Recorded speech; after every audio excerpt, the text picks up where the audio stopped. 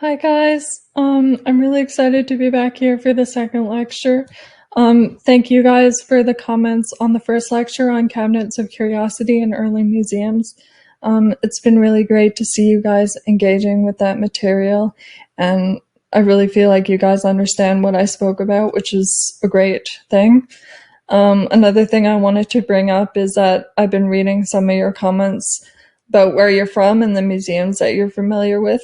I think it's great, especially for this class when we talk about national museums, that everybody in this class is international. So I hope you guys will bring your knowledge of museums to this course, because when we talk about museums, something that will come up again and again is that nobody is an expert. I'm not an expert on museums. You know your country better than I do. So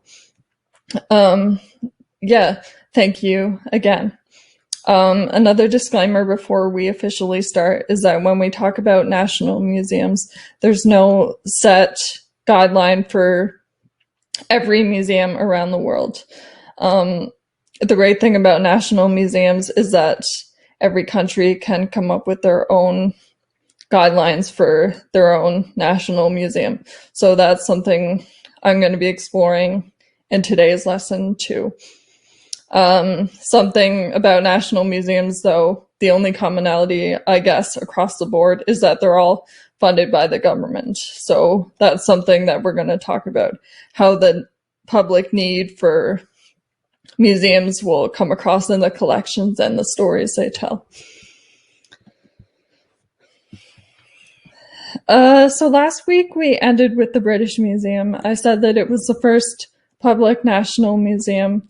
The things that you see on this slide is direct language from the British Museum website. So this is how the British Museum promotes itself.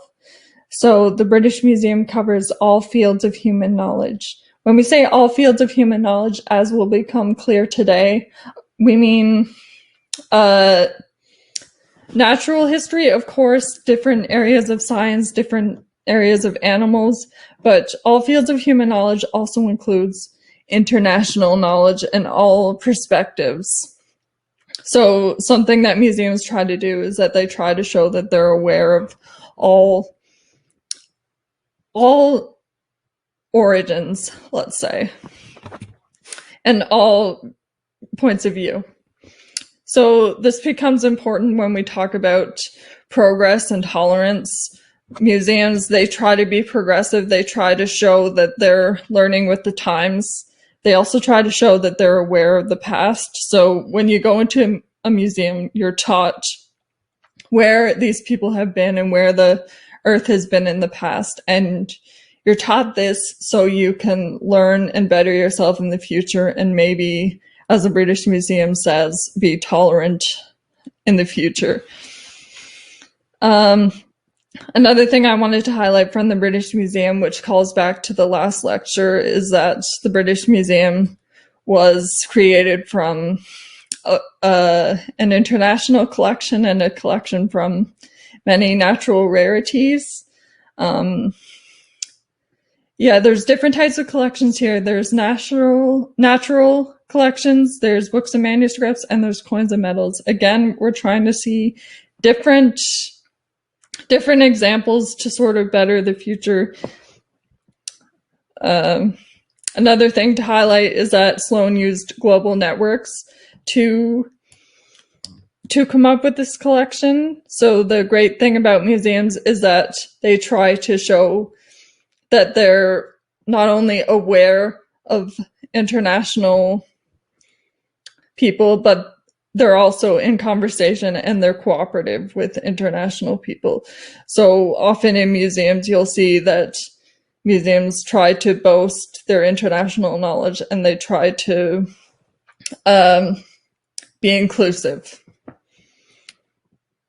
Last thing, you'll see international connections, both in terms of the collections and in terms of who they invite into the museum. So that's why so many people are experienced in national museums, is because national museums like to have international people coming into their museums. So I wanted to highlight this because this is again from the British Museum, but it gives a good example of the language you might see in natural history museums and national museums. Discover 2 million years of human history and culture. The idea in national museums is that you're part of a journey. They want you to be aware of what happened in the past, but they also want you to be connected to the future as well. Natural history also includes different areas of the world. This is another example from the British Museum.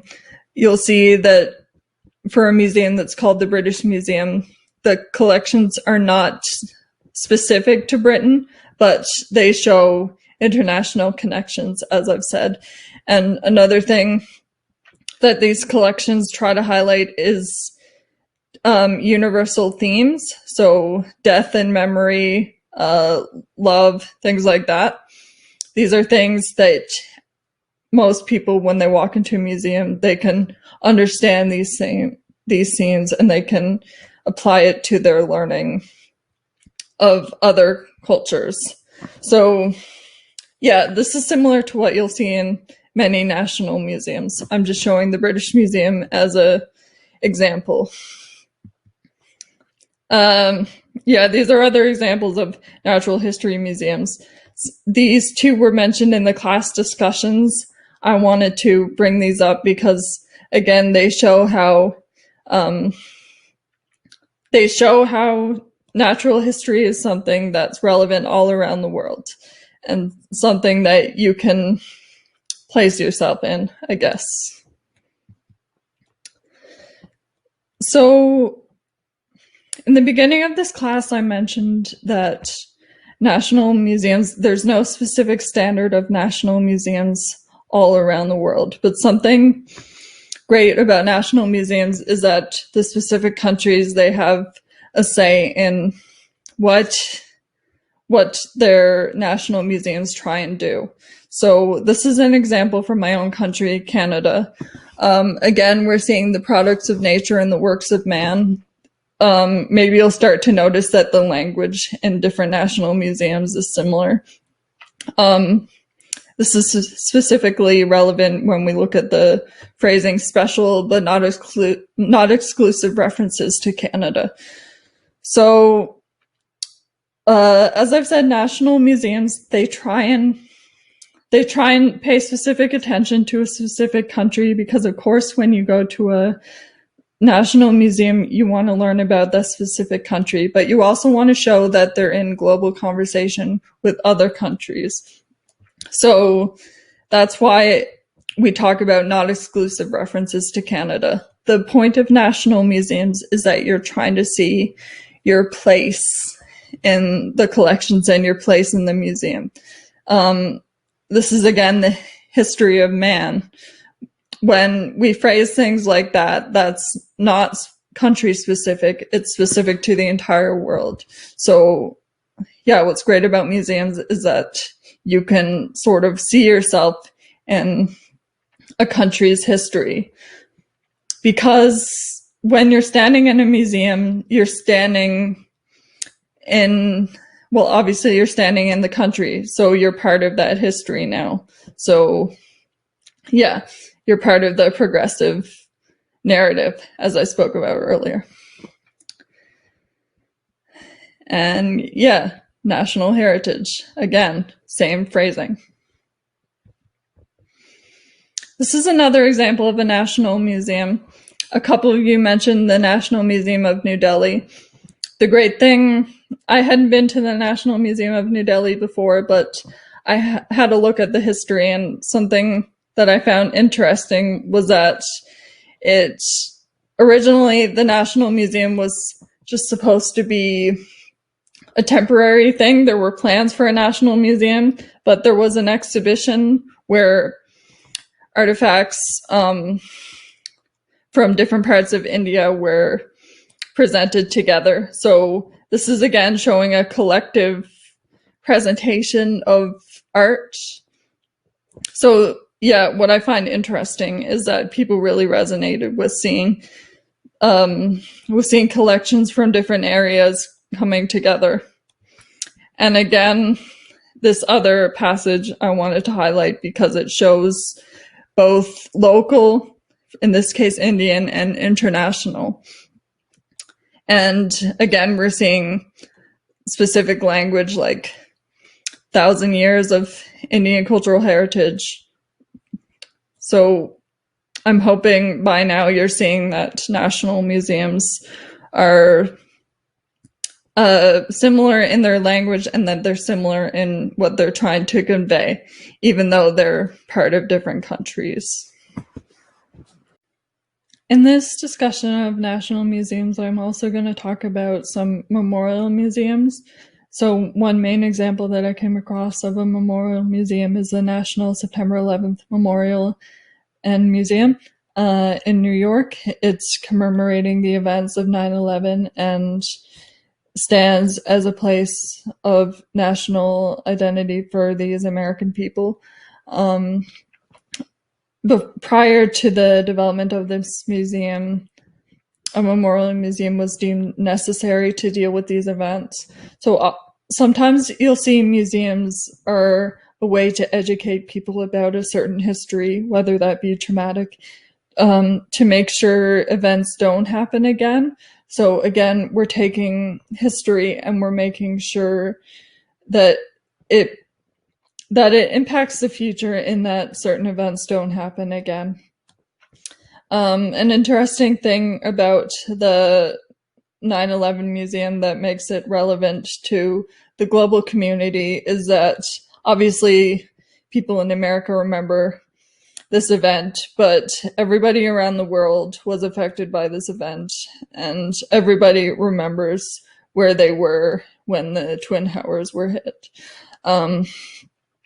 This event sort of, for lack of a better word, it caused a paradigm shift. It created a new world order, and everybody needed to find a way to move forward from this event.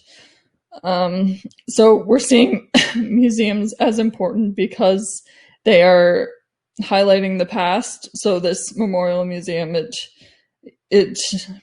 interacts with the community in that it incorporates testimonials and stuff like that. But it's also important because it's there so such events don't happen again. So it's there for a better future.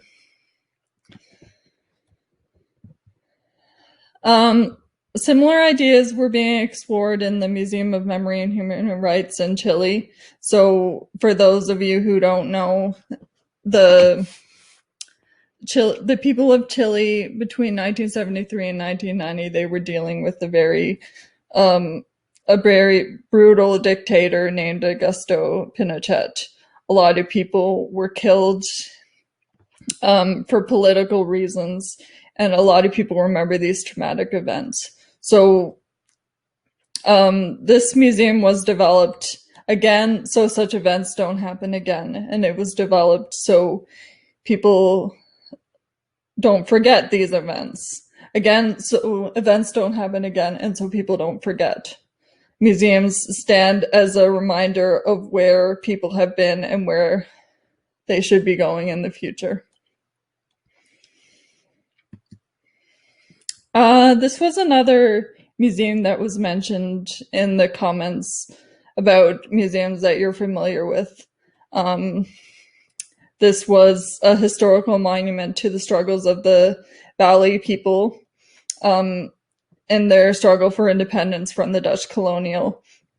From what was said in the comments, its structure resembles a Balinese Hindu priest praying bell. So again, this is a type of museum where we're being educated about specific events, and we're being placed in the cultural narrative. The people of Bali would obviously have a more personal connection to this, but international people as well, they could come to this museum and they would know the struggle that these people went through, and they could learn about these people and sort of learn about how they can how they can approach this history. So the last museum I'm going to talk about in relation to memorial museums is the Partition Museum of Amritsar. This museum was one of the museums mentioned in the comments when I asked you what museums you're familiar with. The Partition Museum aims to commemorate the loss of lives and the loss of homes and the traumatic events that followed the division of British India into India and Pakistan. This trauma is something that still affects people to this day, and it's something that shouldn't be forgotten, and it's something that should be learned from, which is why the museum exists. It memorializes those that were affected. Something interesting I found when I was reading about this museum was the Gallery of Hope. As you can see in the photo, at the end of the museum, there's a tree where you can leave messages of hope and sort of contribute your thoughts to this history and show that you've internalized what you learned in this museum. I think this is a great metaphor, I guess, for museums. You're being exposed to the history, you're learning from it, and you're growing with it. So whatever history you're being exposed to, it becomes part of you, and you can move forward from it.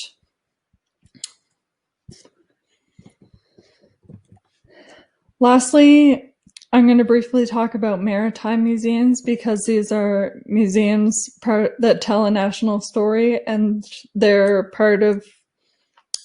something that you'll see in many countries of the world. Maritime museums tell both domestic and international stories. A lot of people in the history of the world, they've been affected by the sea, either if you were working for the sea or if you have family that went out to sea. Maritime museums are places for social history to be explored. So as communities are developed, that can also be as a result of ships and of connections between other countries. Many countries are dependent on the sea, rivers, and inland waters for survival and growth. So it's a part of moving forward. And in the present day, the sea continues to be an avenue of global commerce for shipments of basic goods and commodities. This sort of brings together all the things I've been talking about in this lecture today. Museums are a place where you can be exposed to global connections and where you can learn from the past and learn about how that affects the future. So one thing I hope you got from this lecture is that museums have a role to play in every aspect of society. That's why there's so many different types of museums. There's so many different types of history and human history to explore. And there's so many types of history in terms of the earth to explore. I think national museums play an important role in educating people about different histories and their own history. These are things I really hope you got from this lecture. Another thing I hope you got is that museums, they have the opportunity to be raw and to be vulnerable with you, and all they really ask from you is that you listen to their story. And maybe you don't even know it, but you might be taking culture's history with you into the future. And that's something really great about museums. Before I sign off here, I wanted to say two more things.